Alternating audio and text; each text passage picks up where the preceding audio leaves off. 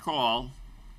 If anyone else wishes to speak, please now get in line because we do have another entire issue in this matter is resolved. Good evening. My name is Mary Schubeiler Hoover, and I live at 1070 Northeast 122 Street. And I purchased my home in North Miami in 2001. I'm raising my 2 children there, and my husband is a teacher at one of the local high schools. I think that this development is going to, I strongly believe that this development is going to ruin the fabric and the community that we have in this neighborhood, single families. It has a charm. It has a style of living that is something that we as neighbors strive to build upon. And what I've seen happen with the flow of traffic and the really poor reroute is traffic being funneled through the neighborhood. With the traffic reroute and the closure of 126th and the various reroute up there. It's awful as is, and I can only imagine, and I am fearful of the amount of traffic that this building will pump into the neighborhood. It is unsafe. Crime has increased in recent years, and I fear that this will be a magnet, if not a cause of further increases in those areas.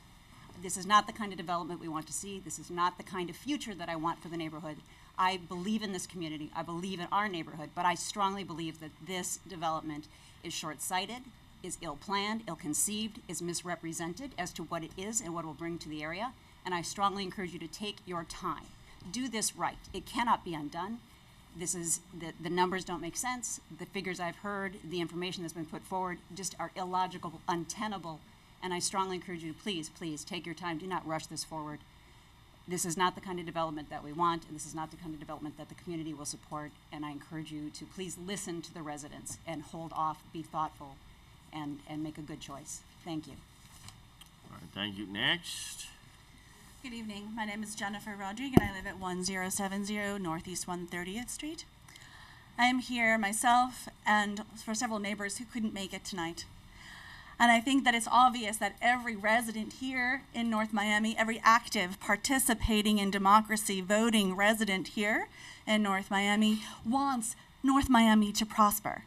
They want North Miami to grow and continue to increase in value. They want development that is appropriate. They want what is best for their city. This, ladies and gentlemen, is what's called puffery in marketing. Puffery, a legal term that says you can promise all kinds of things as long as it's obvious that it's not real. Well, as you mentioned in the last meeting, these decisions have to be made on facts and not fantasy.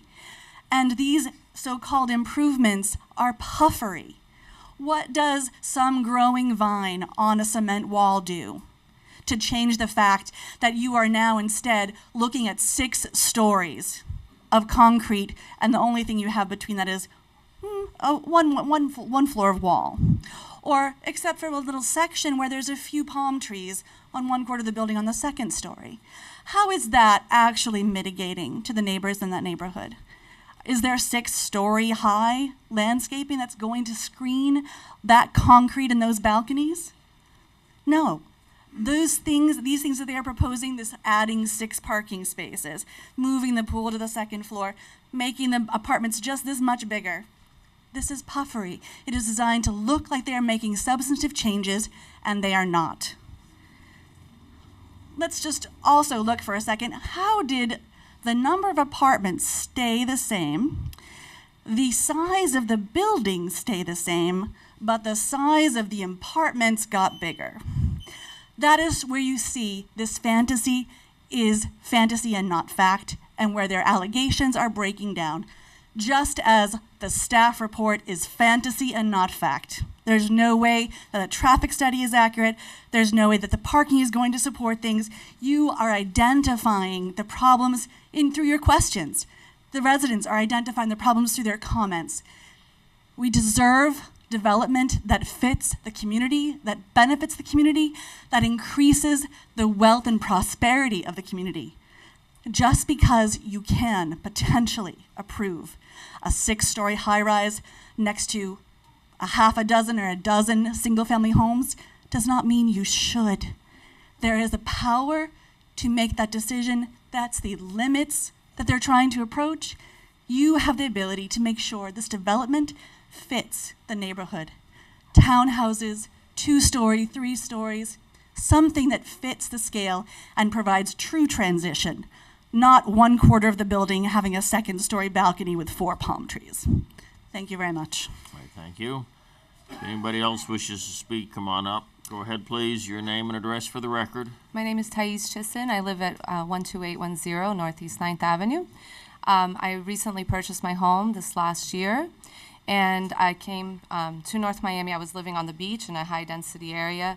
I had friends that lived in North Miami, and I got to know the neighborhood, and I was really encouraged to see that I could afford, as a single mom, a house, close enough to the beach and to my parents and all of that. I came because it's a residential area, because, my children can go and skateboard around the sidewalks. I have met my neighbors, and so I know that if my teenage son is watching my daughter, I can safely go to work and leave them there.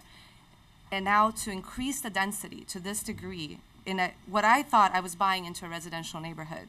So when I heard from my neighbors that potentially this residential neighborhood I just moved into and spent about $40,000 so far improving my home, have plans on improving it more and improving the yard and really making it a beautiful place where I plan to live for many, many years. And now to say, okay, we're going to completely tear apart the nature of this neighborhood, of my street. I live on 9th Avenue, and now we're going to have many, many people traveling through here. So my children that now skateboard around I don't know who's going to be passing by now that there's going to be so many units and so many visitors and so much potential traffic that's going to be going through that street.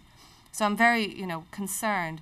I don't know the full plan, but just the density of the plan is really concerning to me, as a single mother that lives in the neighborhood that wants, to provide a safe place for my kids to be in. So, thank you. All right, thank you very much. Hi, good evening. My name is Mauricio Pinilla. I live at 850 Northeast 129th Street. I moved into the city 14 years ago, and I have my work over here just across the city hall, too. So I basically live in North Miami 24 hours a day. So I moved into the neighborhood from South Beach because there was overcrowded over there. There was no parking space. I moved over here thinking in a good area with single-family homes. Now, with this project, is basically tearing down our dreams of living in a nice neighborhood. Why? We know what the 6th Avenue. Everybody knows what happened on 6th Avenue. If you want to maybe cover it, that's not true, but we don't want a 6th Avenue or 9th Avenue or 9th Avenue. It's an area that if we allow this one, what happened with the block between 130 and 131st Street? It's going to move too because it's closer to Dixie Highway too. So this is open a window for later on more develops of this kind of. And unfortunately, and no offense to no one, but 6 years ago, my house got broken in. My neighbor called the police officer, the police station. They arrived an hour later when the house was vandalized and everyone's damaged. So because in North Miami, unfortunately, if it does not a threat for life, it's not an emergency. That's the code that I handle. I understand it's not too many officers for the city. But that's if something happens, if it's not a threat for life, it's not a call from the police officer. So that's the city that we want. No, we need a safe neighborhood. And we basically ask you to vote no on this on this area. Thank you. Thank you. Good Yes, sir. afternoon.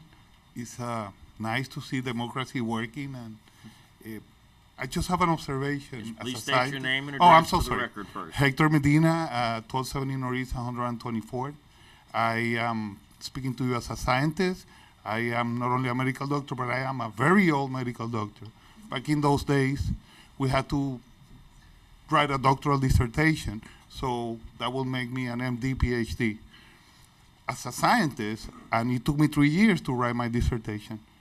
This is the 4th time that I come to a similar meeting like this, where I hear the staff that they check the methodology of a study conducted by the owners. As a scientist, I can tell you that that's ridiculous. How checking the methodology? There is a point when everybody who had written a dissertation, a doctoral dissertation, when you realize that you can turn the thing either way, in your favor or in any way. You can do it, and the methodology will be perfect. There is not methodology doesn't do anything in a study. Is the study conducted properly by scientists that had to be unbiased? And if you're paying me, I'm not biased. I am biased. See, so I have this observation because as a scientist, this doesn't hold water. In my word, not in the word of politicians, or in my word, this argument is irrelevant and biased, and it should be dismissed. This is not the first time that I hear this. I have heard it in other, in other venues in this same city. I don't understand who scientifically has mentioned anything about this, or this had no relevance. A study that is paid by them is irrelevant. All right, sir, thank you. Yes, ma'am? So good evening. My name is Paulette Charles. I'm living at 830 Northeast 131 Street. Speak into the mic a little closer. By Chef Christine of Chef Creole. But I've been living there for 36 years. I raised all my 3 children, 2 girls and 1 man. I'm not biased with mine. When I came, my daughter, went online. She said, "Mommy, why do you want to come to that meeting? Because the city already granted." I say, "No."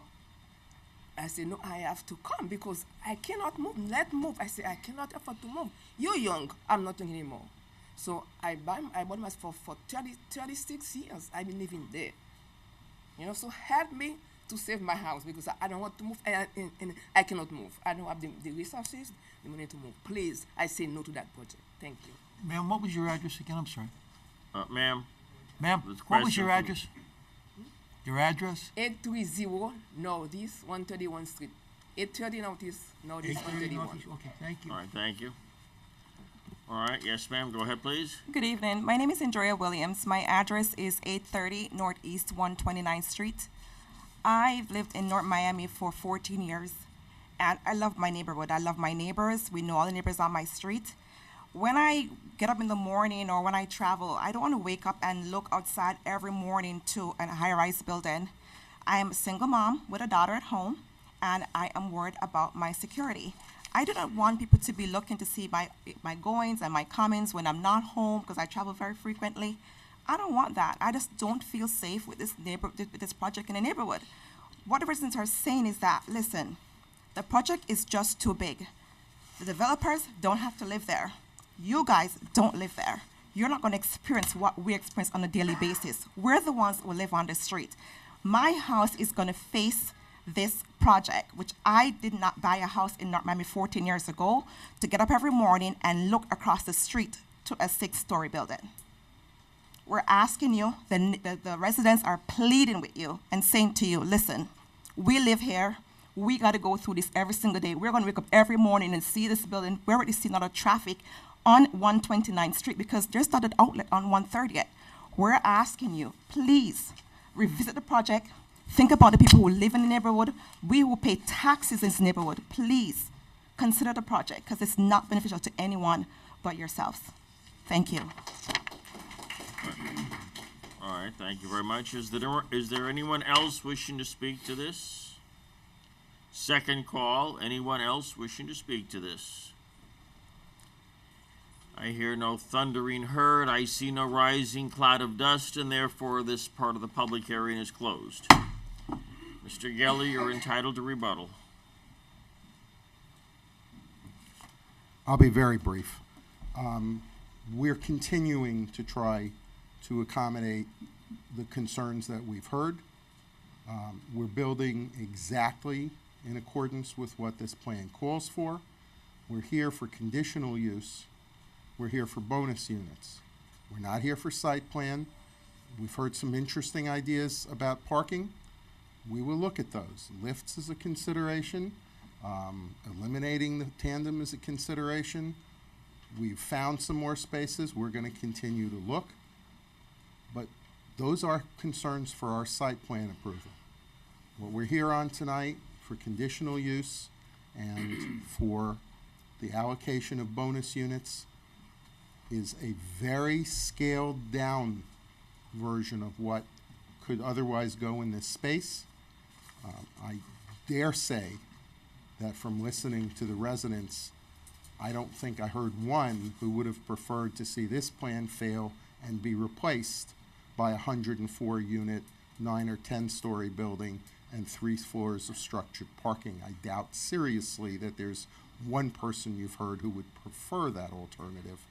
We ask you to approve our plan simply for purposes of conditional use and allocation of this modest amount of bonus units.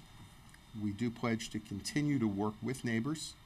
If another public meeting is called for before we seek site plan approval, we're certainly willing to consider that and the reasonable alternatives that have been put forth tonight. We ask for your favorable consideration. Thank you. All right, thank you, Mr. Geller. All right. That concludes the public hearing and the testimony. It's now time for council discussion. Mr. Each, I'll start with my right this time. I'd like to have the architect come back if you may, please. All right, will the architect please come to the podium? Yes. You know, if this building was gonna sit on a street by itself without abutting to the R1s, in other words, if the R1s were across the street or what have you, Right. it would be very simple. Correct. Now, I'm looking at the aerial view. You have 4 houses on 129th Street. You have 5 on 130th Street. Out of those 5, 2 are commercial. And then you have 1 house on Northeast 9th Avenue. And where you're showing, where you want to put your swimming pool, is going to be right on top of that guy's house. It's right, like there's no privacy right there. And first of all, if I was going to put the swimming pool, I had suggested to you guys, there's a one that's coming up after us. I think it's a 7-story building, beautifully laid out, swimming pool on the roof garden, and they have the whole block. There's on one side of the street, there's a bank, and on the other side is R1, I believe. But they have a whole a street that divides them. Where I live, I have a parking garage on the other side of my canal, and it's all landscaped now. But I have a canal, I have a space. I cannot visualize this parking garage with the swimming pool at the 2nd floor abutting that house on 9th Avenue. That man will have no privacy left at all. And in fact, I don't know why we wouldn't take it from the southeast and move it to the northwest, or like I had suggested. If you're gonna go 6 stories, what the heck's the difference if you go 9 stories and you put it on the roof? You make it smaller.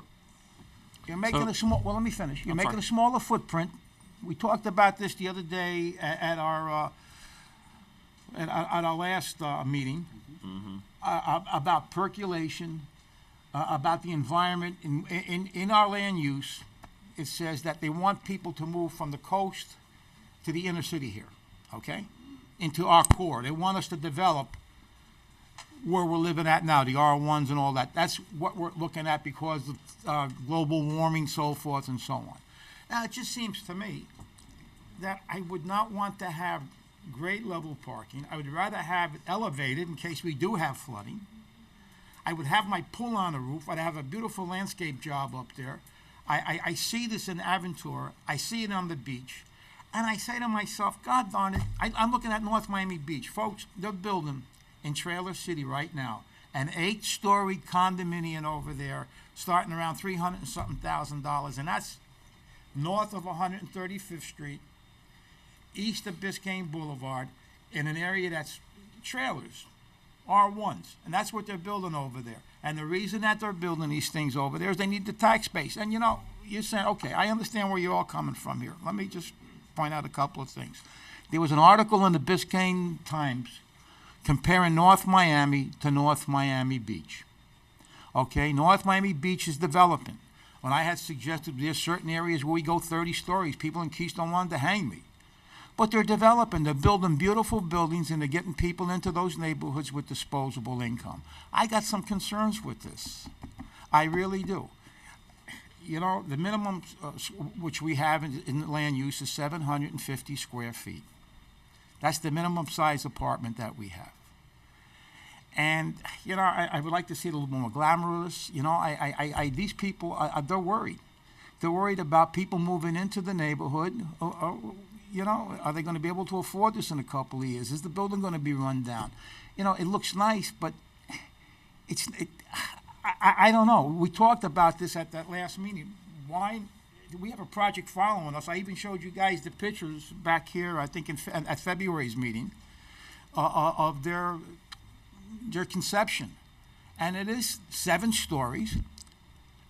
And they are putting the thing on the roof, the pool, and they are landscaping it up there.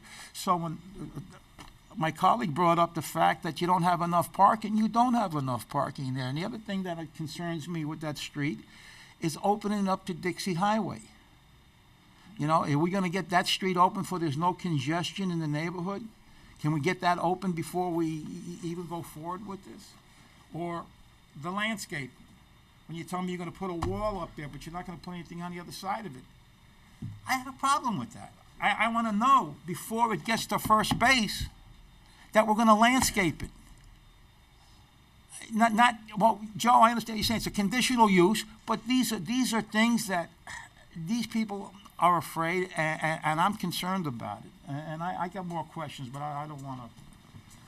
Go ahead, Doug. Well, it's fair, Kenny. This is the good forum to raise your questions because, you know, when you're finished, I'm going to be asking you whether you're inclined for a yea or nay vote when we get to it. Sure. So I'll give you the time that you need to raise the rest of your issues. Okay, well, this is I'd rather see a narrower footprint and a higher building with pedestal parking. Okay, that's number one. So just so I'm clear, let me finish. Okay, Number two, they have these people worried about people looking into their backyards. They have a concern. I agree with them. And there's such a material out there today. I thought we brought this up on the glass. Well, last thing I want to look at is a building full of lights out there when I'm sitting in my backyard. Can we not use the type of glass that does not reflect outside where it's opaque? I seen that. Okay, that's number two. The landscaping, opening up 130th, the footprint, where you have your swimming pool and parking garage now. To me, that's totally unacceptable. That's right on that man's backyard. I just, you know, I have some serious concerns with that. I'm looking at the interiors here. I don't see washers and dryers in there. Are we gonna, is this just bare bones, or are we gonna knock up the price? You know, I would address all these if you want me to. you know, Okay. we're saying market value, okay? And folks, let me say one thing. This is not Section 8 housing. This is market value, okay? It's not Section 8. It's not what you're looking at on 6th Avenue, what have you. And I understand all of a sudden, my gosh, we're going to get this high rise in my neighborhood. I can understand where you're coming from. I didn't hear one person out of the 15 or so people that spoke who would support this project. And, you know, they pay the freight. They paid the taxes here for all of these years. They have a voice in this community also.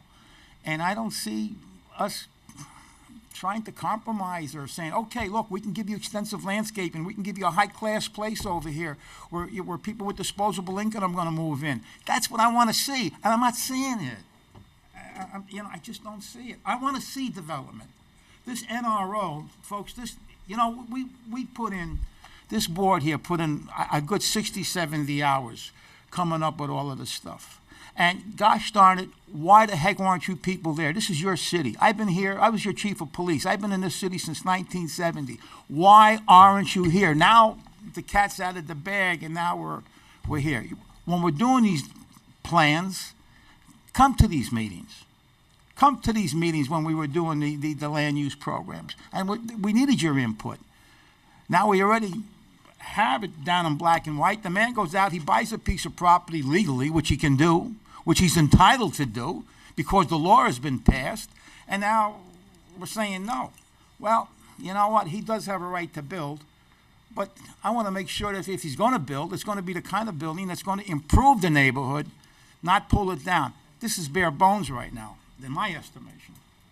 And I don't see the people coming in there spending, I'd love to see a $300,000 condo up there, maybe 1,500 square feet, going 2 stories higher with the type of glass that doesn't reflect on the neighborhood, with plenty of lush landscape in between 129th Street and the back of the building, not a green wall.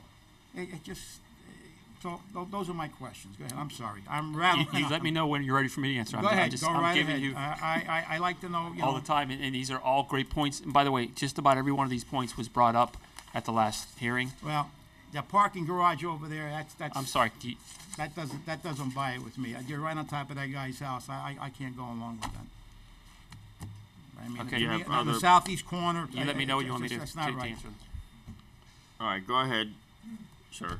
Okay, so just so we're clear on this, if we did structured parking, which is not impossible or out of the question, you would have structured parking. If you're concerned about a pole overlooking a neighborhood, you would have 3 to 4 stories of structured parking against the neighborhood, and you would have another 6 to 8 stories of building above that. You would have 9-story building, and it would be right up against the park. It would be right up against the neighborhood. We don't feel that's appropriate. It'd be right up against what, sir? Right up against the neighbors. So The in other parking words, garage. there is no, You still have a 25-foot setback, the same as you have the pool. What I'm saying is, if you're bringing up a point that the pole is right up against it, which it is. I'm not going to argue that point. But if you did the structured parking, you would have 3 stories of parking garage, noises, fumes, lights, etc., against the neighborhood. We are trying very hard to keep it a surface well, parking. let me ask you. Our code calls for unstructured parking. It's not the old type parking garages of understand. years Buffer. ago. Our code calls for it to be blocked off, Understood. landscaped, beautiful, where you don't even notice it. I'd rather see a parking garage Okay. that doesn't mitigate light outside into the residential area, beautifully landscaped with baffles and what have you, and a understand. narrower footprint than you know. I understand, but our We're not attempt here. doing it. I'm going to be looking at somebody's car at ground level. That's the last thing I want to do. I'm sitting in my backyard and I'm going to see somebody's car, or now we're going to put a wall. Before it was a chain link fence.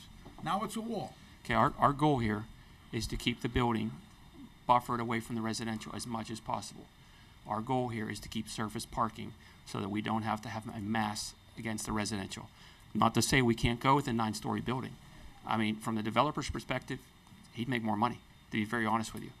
If you want to do the numbers, he would make a lot more money. We don't feel it's appropriate, a 9 or 10-story building and 105 units. We just don't feel it's appropriate. So this is what we came up with. Now, we're willing to listen. Pool on the roof, we looked at that. It's certainly an option. It didn't come up really when we had the homeowners meeting, but absolutely, we can look at it as an option. We've done pools on roofs all the time. Screening in the back wall, we came up with at least 10. You were at that meeting. At least 10 solutions for walls. And the homeowners didn't show up. There was only about 6 or 8 of them here. I really encourage the homeowners to show up and share with us what you want that wall to be. It's going to be in your backyard. If you want it buffered in, it doesn't cost any more money for us to pull that in a few feet and to put landscaping there. It really is not an issue. We want to make that wall something that's not a brick block wall ugliness. So absolutely, can we move it in and add some landscaping, assuming the code will allow it and we can maintain it? I think that's not an issue. Can it be more organic, flowing wall, something? We're willing to listen. If somebody wants to come up with ideas, we want that wall to be something that they don't hate looking at. They don't like looking at it. They won't hate it. As far as the look of the building and everything, if you don't like the building, I mean, certainly we can look at different addresses, but this is a conditional use. We have to go to DRC. We have to go to site plan. We want suggestions that we can then hone in on. We already have our DRC package ready. We've met with all the different departments. So, we want to address every one of your comments. Yeah. Commissioner Ichida, let me say to you, in all candor, that what's being done here, honestly, is not fair to us. And I'll tell you, excuse me. Ladies and gentlemen, you do not have the floor. Mr. Geller has the floor. I'm sorry, Joe. I didn't hear what you said. Before you were rudely interrupted. Go ahead, Joe. It's not fair for this reason. All right? You're judging us on a proposed early look at what we might do. Now, you just looked at me and said, oh, and Joe, you said you won't do the landscaping. Honestly, I told you the opposite. I said to you, sure. Now, maybe there's an alternative.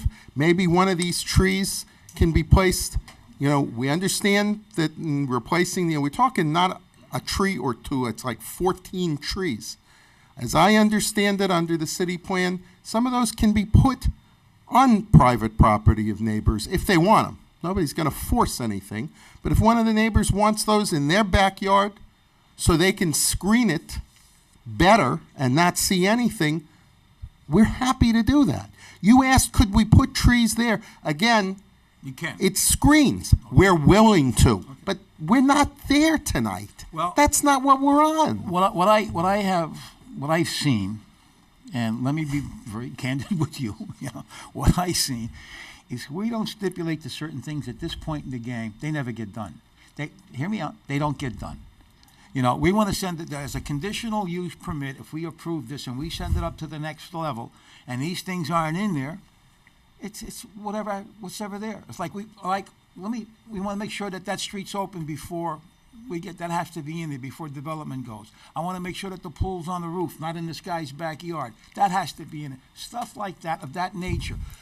Enough parking spaces, that has to be in there before it goes to become a conditional use. But with deference to your point, And if it's not that's there, why we it's have not- site plan approval, and you can set conditions on site plan approval. And by then, we have a better idea of what people want. We're trying to listen. I'm telling you right now, yes, we can put landscaping taller behind there. When I showed you guys Yes. back in February the Good plan for- ideas. We're not there. But- This isn't site When plan. you give me, We have I to- know that's not site plan, Joe, but when you're showing me a schematic here with the guy with the swimming pool and on the second level, overlooking the gentleman's Commissioner, we backyard can next to move him. the swimming pool. Okay. There's places to put the swimming pool. I'm going to give it back to the architect. But you're acting like this is the final. This isn't even what's in front of you. Exactly, Joe, but we have all of these citizens here, and look, you're a legislature, you represent the people.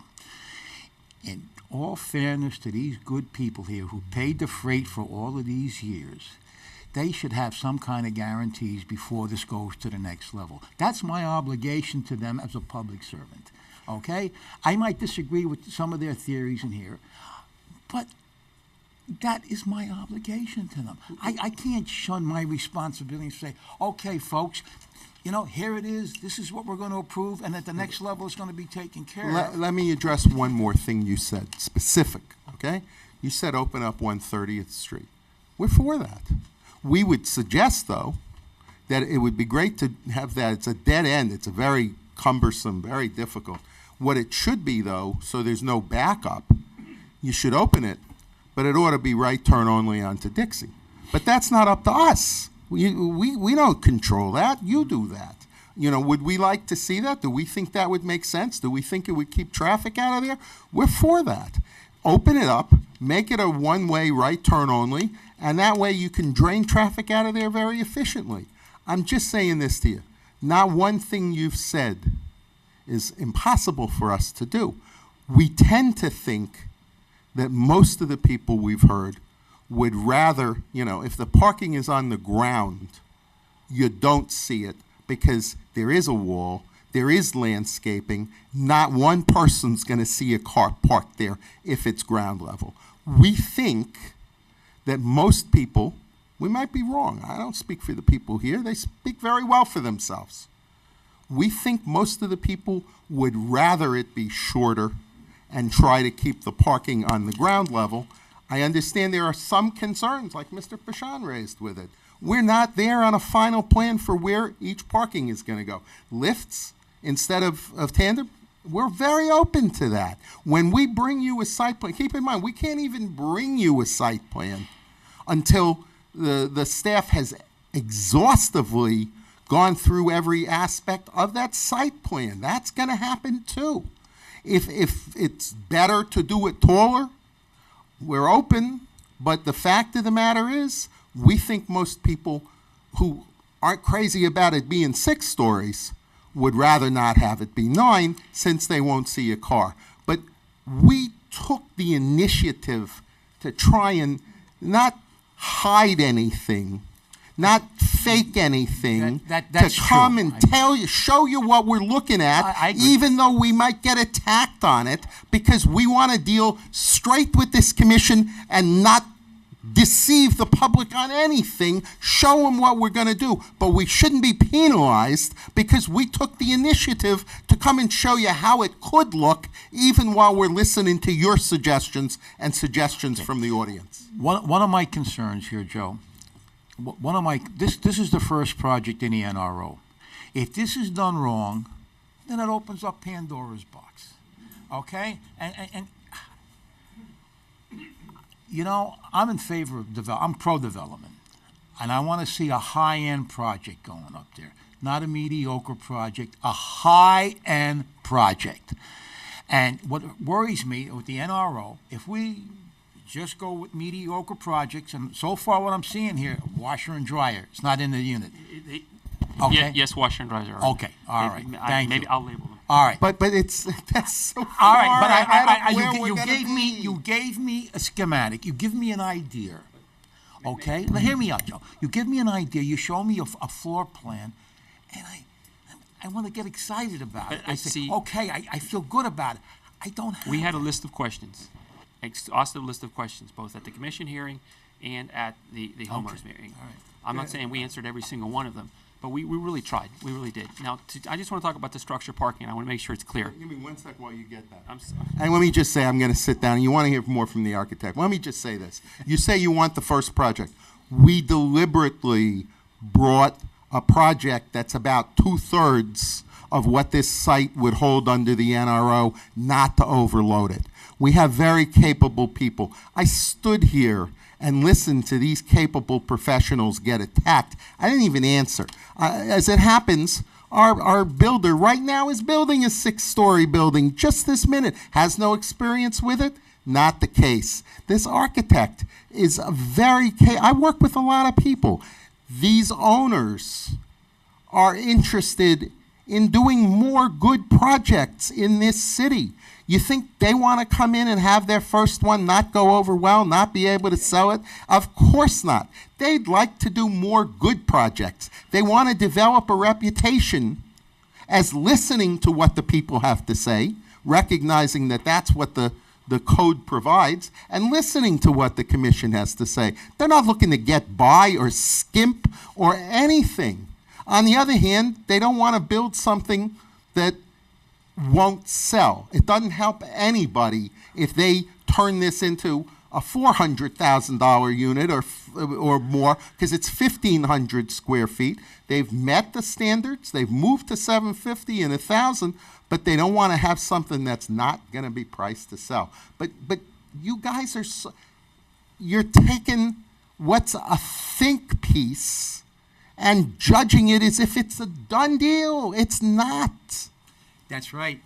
You're right. It's not done. There's just one thing. I Thank just you. want to make sure we're very clear, and I hope you can hear me. You do understand if we go with structured parking, you wouldn't have the setback. We're double the setback. I want to be very, very clear about that. Why wouldn't we have the setback? Because we would have to take the structured parking to the setback. In order to get any parking, in order to get a driveway around, in order to come up the ramp and come around, we would have to take the structured parking to the setback. We doubled. Thank you, so. We pretty much doubled the setback here. Our building is set back from the residents as far as we could get it. That was a goal of ours. We really wanted surface So you're telling me parking. by adding 2 more stories, 3 more stories, you couldn't get that setback in there? No, sir, we couldn't, not with parking garage, not with the driveway. Remember, you have to have 22-foot driveway, parking driveway. You can't, sir. There was 2 elevators in this, I noticed. And yeah, but what my point is, if it was a little wider, give me 10 more feet, we'd make it work. But it is what it is. So in order to get structured parking, we would have to meet the setback, not exceed it. We chose to buffer the building all the way in, almost 50 feet.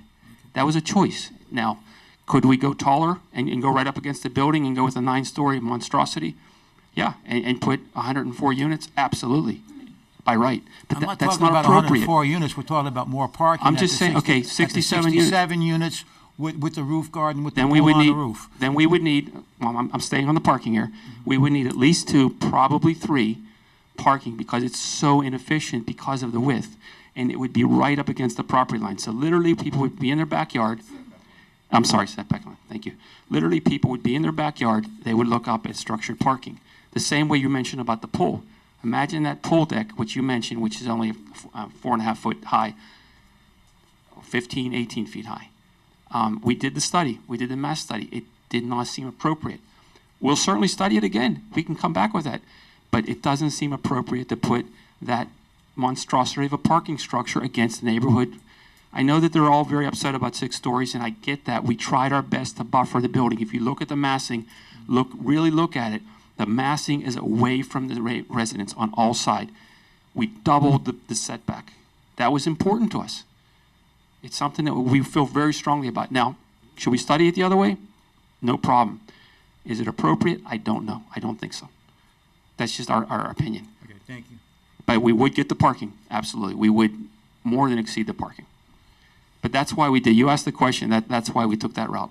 And I have to be honest about it. Thank you. Yeah. All right, fair question. All right, Mr. James? Yes. I have some questions for staff in reference to some things I heard in the public hearing from residents in the area. As terms of tree mitigation, I heard a gentleman say that, you know, there was issues with how we handle, I guess, the trees that cannot fit on the site and try to offset. I mean, what is the, I guess, staff's general response to that in terms of is tree mitigation is like typical? Is like what is? Because it seemed like there was a question as to whether or not that's an acceptable form or if it was allowed by code or. Yes, I'm going to ask Kent to come up since Sure. he deals with our tree mitigation. Hello, my name is Kent Walia, planner and city arborist for the city. The tree mitigation program is kind of like a bank. If you have a development that has trees on site, an applicant or even a owner, if they have trees on their site, can apply for a tree removal permit. If they are unwilling, if they are unable to replace the trees on site, they have a choice to mitigate the trees and donate the equivalent value of the square footage to the city, where the city uses it as a tree mitigation bank. The tree mitigation bank is used to mitigate trees, do citywide tree plantings, and also used for matching grants for city tree plantings as well. So the city has a couple ongoing tree planting projects where these mitigation funds are being used. Okay, so they'll use some of those funds to fund projects that we've already identified as a city that need Yes. to be done. And is that same opportunity afforded to residents and, I don't know, commercial applicants? For example, Well, if a resident wanted to need it for whatever reason. Actually, would it? Because do residents have to apply for tree removal permits? Yes. They do. So they would be afforded the same opportunity if they needed. Actually, no, because there's no required amount of trees on a resident property. Yes, residential property for new construction is 3 trees per Oh, there net is? lot, and you have to have at least a minimum of one of those 3 trees to be native, Florida friendly, and drought tolerant, low maintenance. There's ratios. Okay.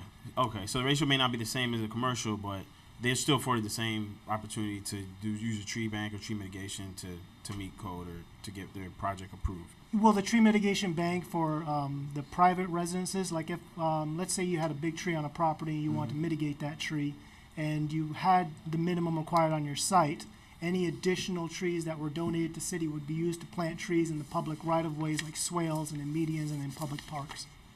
Okay. And the tree removal permit is free. Okay. Awesome. And I think that's all I have for trees. Thank you. Thank you, Kent. In terms of our study, the traffic study that was submitted by the applicant, I think I heard a resident mention that, why the city accepts it or how we can, quote unquote, trust what's being submitted. I'm assuming that we have our own consultant that would review that. Indeed, sir. That's how it works, is when an applicant does a study, we have consulting engineers who review it for both methodology to determine whether or not indeed they agree with the assumptions and the conclusions of those reports.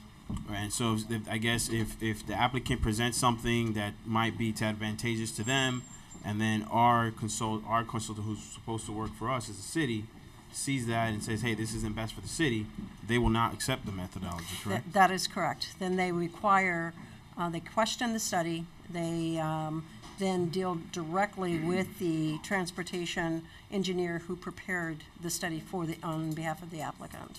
Okay. But our consultant looks out for the city and when they are reviewing any of these traffic analyses. And that's pretty much for any professional study that we receive from an applicant. That is absolutely correct, sir. Okay. I do have a question. Is the traffic engineer here for the applicant? I have a question to the traffic engineer. May you? I don't know if you've heard from your seat, but there seems to be a lot of concern about traffic on these on this neighborhood, and it seems as though your study, I guess, is acceptable to us as a city, but I would like you to give us, or I guess the residents, some type of summary or some type of answer as to how the distribution is going to take place, and how is overall these, I think it was 36 peak hour trips? Yes. Where are they coming from, and ultimately where are they mostly passing through? Like which roads? Because I see we have Northeast 6th Avenue, Northeast 130th, Northeast 8th. Like where are they gonna? I guess which roads are gonna experience the most of those 36 peak hour trips? Okay.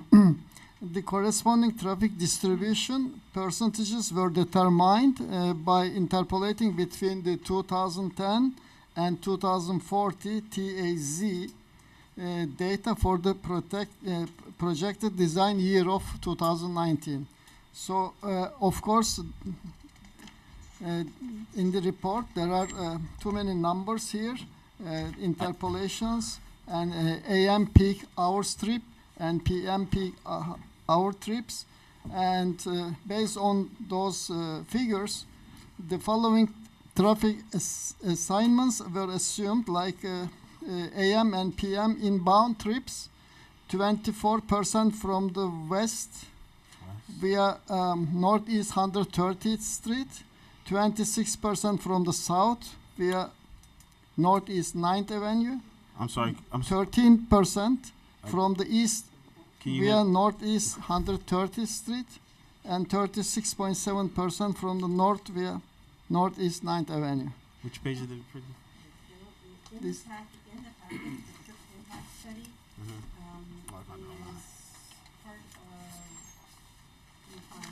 right after the resolution itself. Resolution. And Okay. then you'll see that The table. Okay. there's a letter of intent, and after the letter of intent, you see the trip impact study. These pages aren't numbered properly, my apologies for that. It's okay. And you'll see then that within the traffic impact study, within the traffic impact analysis, it's about 6-7 pages on. You'll see that there is a directional trip assignments. That's what he's speaking to. Okay, so taking the north direction, which road is that? 26% from south via Northeast 9th Avenue, and So south north. 36.7% Oh, okay, I see. It's from right the under north. it. I see. South. So those figures are taken from the census, and as I mentioned to you, this has been used in almost all the traffic studies. Correct. And so the overall peak hour total is 36 total cars during the peak hour time. Yes, Is what you're saying it's actually, gonna increase by. actually there is directional distribution, and there is gross volumes and multimodal reduction, and then net external trips. Okay. This is for AM, and also it is different for PM, peak. Yeah, So- PM peak is more, I So think. peak is so 35 PM peak hour trip is the result. And according to this study, of course, approximately 36 net trips during the typical PM peak hours are found. I found. Okay. Let me see. In this study, of course, other than the traffic, there is driveway entry gate level. So this is typically 9 to 15 seconds of waiting for the Yeah. for the gate entries, and there's also pedestrian assessments.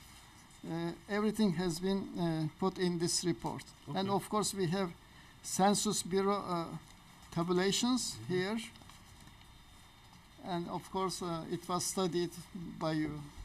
Our consultant. Thank Okay, thank you. My next, the next item has to do with, obviously, it has to do with the site plan. I think that's been made very clear to everyone, that this isn't like a binding document, but obviously it is in front of us. What is the applicant's point of view of the visitor parking? Well, we basically, it's a tabulation, I'll have to read the exact tabulation, but we have a certain percentage that we have to include for both handicap and visitors. So we have to consider that in. Okay, because I guess last time this project was here, you know, some of these critical, well, I think what the residents feel, I guess all of us feel are important. It doesn't seem to me that it's been completely hashed out. It kind of seems like it's almost about the same. And I know that, you know, I'm always one to believe that, you know, it's really important to try to stick to what's on the agenda and focus on that. But this was a project that I feel the residents made very clear was going to be a very sensitive issue. And I know it seems like you guys hosted this event. Not too many people turned out. That's unfortunate. It is very unfortunate. We were hoping we get more turnout. Yeah. But did staff help with the notification and distribution of this? No. So you as the applicant, you didn't coordinate have with to the speak to city that. to have this? Yeah, well, we did coordinate with the city. We did notify the city as well, but we sent the notifications out. You sent the notification to the city? No, Or to the homeowners. to the homeowners in the area? Right. Honestly, Ladies and gentlemen, this is I a can't hear over the discussion yelling. between the commission and the architect. I personally did not send those I out, so understand. I can't speak to that. I apologize. understand. I understood they were sent out. No, that's fine. That's You know, fine. so No, I'm trying here. Trust me, I understand. I'm sure there's somebody on your team that can answer. I'm not sure I have a complete answer, but I will say that at the previous meeting, we had requested that people who were interested in hearing about it give us addresses. Kind of at the conclusion of that, one or two people came up and said, no, I don't want you to have my email address, and took email addresses back and recollected them, and that makes it difficult to send out. We're certainly happy to have a subsequent meeting, as particularly in view of specifically as we move forward on these site plan issues, on the parking issues, on the location of the pool, on the landscaping, on all these other things. We're happy to do that prior to presenting a site plan. Okay. Let me just kind of speak to the parking. Well, no, I do want to mention one thing. It's pretty easy to get their addresses because you can just click on the property appraiser on the. I think he project. meant email addresses. Yeah, Email we'd ask for the email addresses just so we can email the plans and everything to them. But you're right. If we need to have another meeting, we're all about that. So, but let me address the parking for a second. There were two things that came up on the parking. One was the quantity. Oh, it's three things. One was the drive-through. One was the quantity. One was tandem. So if you look at the original plan, and I could pull it up right now. I recall. We've taken I'd say 2/3 of the tandem. Mm-hmm. So I feel better about that. It's not there. Definitely, it's not there. By doing that, you would have thought the parking would have reduced, but it actually went up 6. We did that by raising the pool, by taking that drive-through. So we accomplished several things. Are we there yet? No. we're not, and this is not a DRC. So we'd love to have more meetings. We'd love to meet with staff more. Every point that you're making benefits the neighbors and the future homeowners of this property.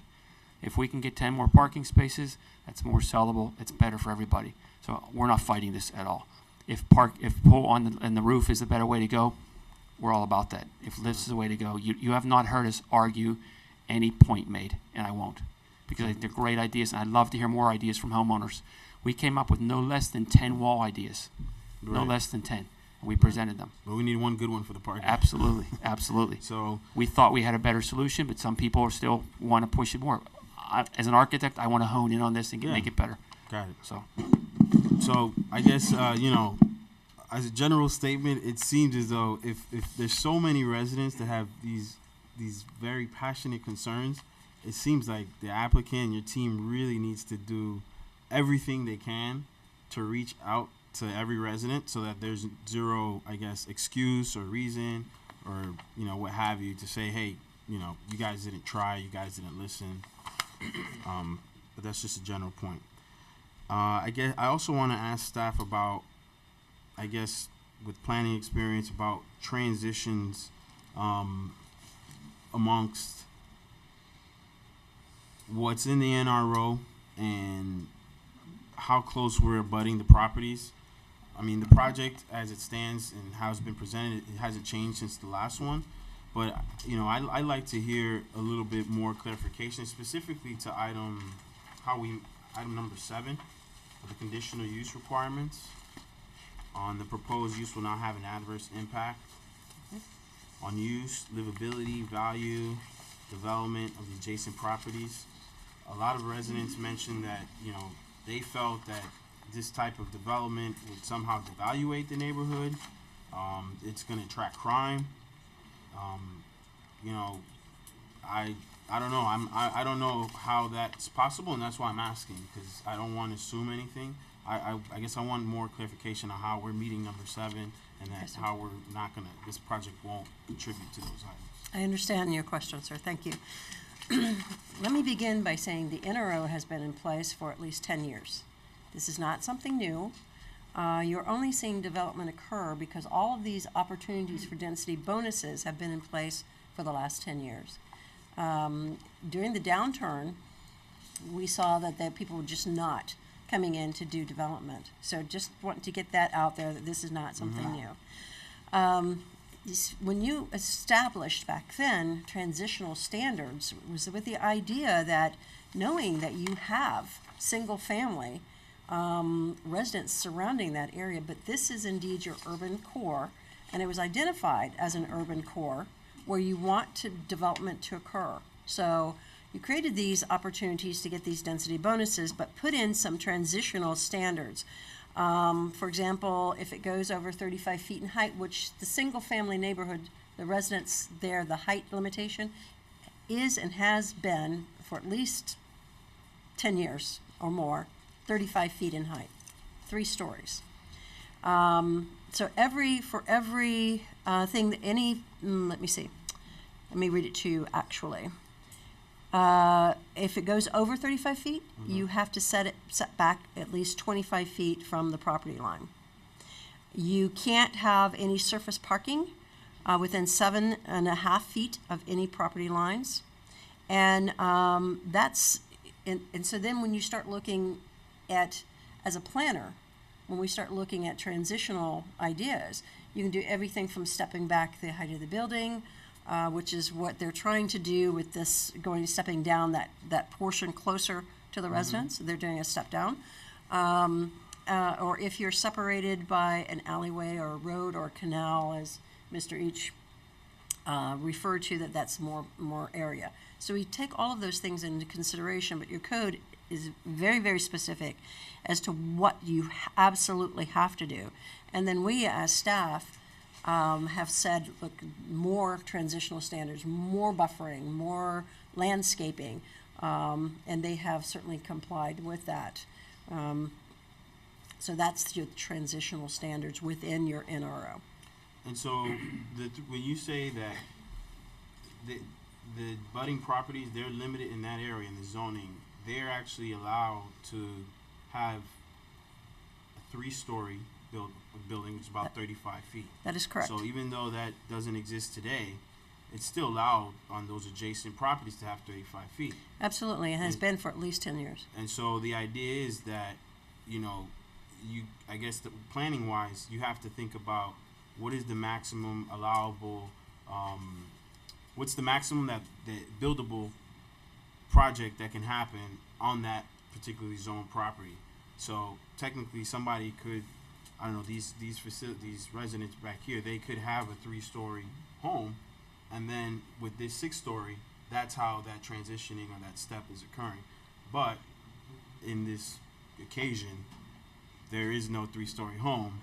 These are existing single-family, single-story properties, and I think that's why it seems to be a lot of frustrations or opinions being voiced against the project, I guess, from those adjacent properties. Okay, that's an important thing I wanted to ask.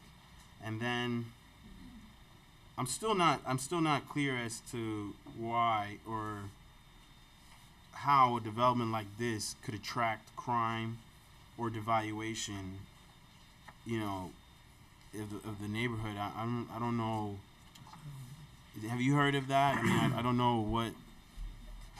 I guess I'm trying to wrap my hand around that. I don't want to just assume that I know everything. I'm going to defer to the applicant. However, what I will say to you is that whenever you redevelop a vacant property, and they do evaluations, property evaluations, they look at what is surrounding, and they determine for property appraiser, for property evaluations, they then take all of that into consideration in property values.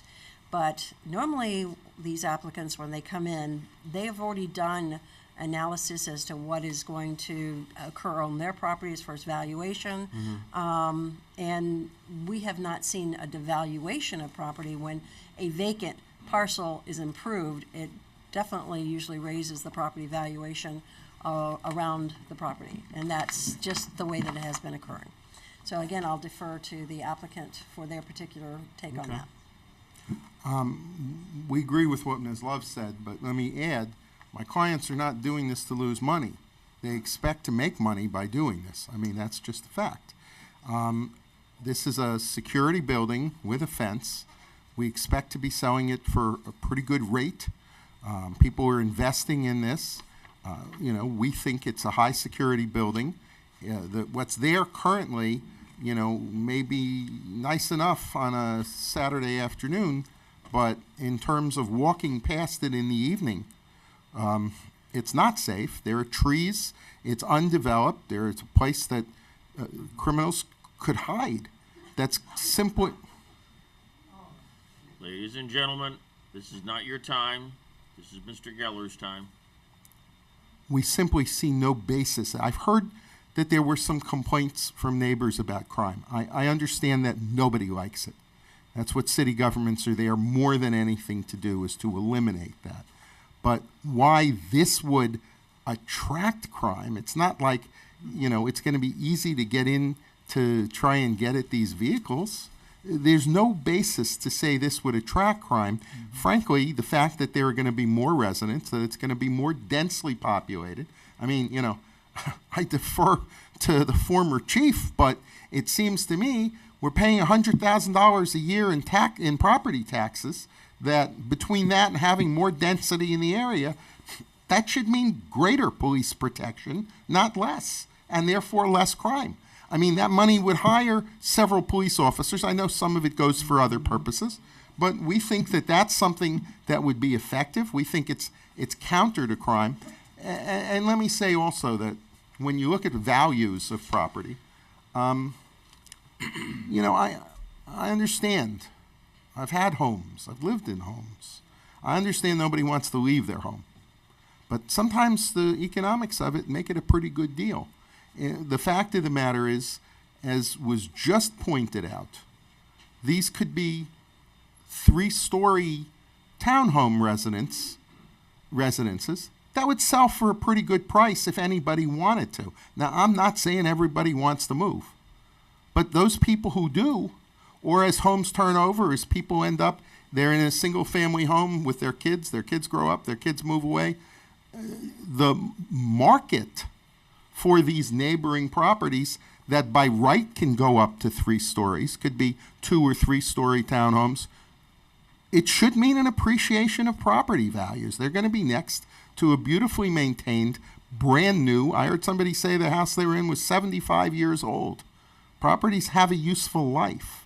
So the purpose, it's called neighborhood redevelopment overlay. The idea is in the urban core, there needs to be some redevelopment in the city of Miami, North Miami. That's why this was designed 10 years ago. And in terms of the value of the properties, if you can put a 2 or 3 story townhouse right, or maybe take advantage of the NRO also, and do that right next to this brand new, beautifully done, beautifully maintained 6-story condominium building, I honestly don't see that that is a negative for property values. I think the staff is accurate. Thank you. I don't have any more